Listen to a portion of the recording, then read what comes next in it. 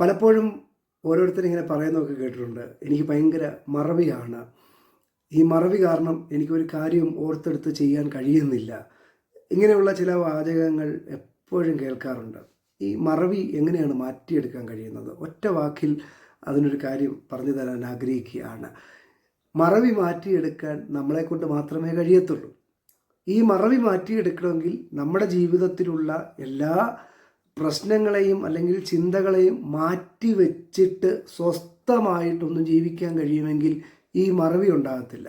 100 കാര്യങ്ങൾ തലയിൽ കയറ്റി വെച്ച് 100 പ്രശ്നങ്ങൾ അല്ലെങ്കിൽ ബുദ്ധിമുട്ടുകൾ, കഷ്ടപ്പാടുകളെല്ലാം തലയിൽ സ്റ്റോർ ചെയ്തിട്ട് അതിനകത്തേക്ക് അടുത്ത ദിവസം ചെയ്തെടുക്കാനുള്ള കാര്യം കൂടി നാം ഓർമ്മയിലേക്ക് കൊടുത്താൽ ഒരിക്കലും അത് ഓർത്തെടുക്കാൻ കഴിഞ്ഞെന്ന് വരത്തില്ല.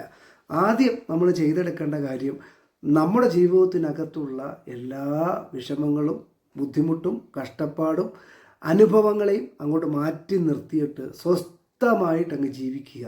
അപ്പോൾ നമുക്ക് അടുത്ത ദിവസം ചെയ്യേണ്ട കാര്യങ്ങളെല്ലാം ഓർമ്മയിൽ നിൽക്കും.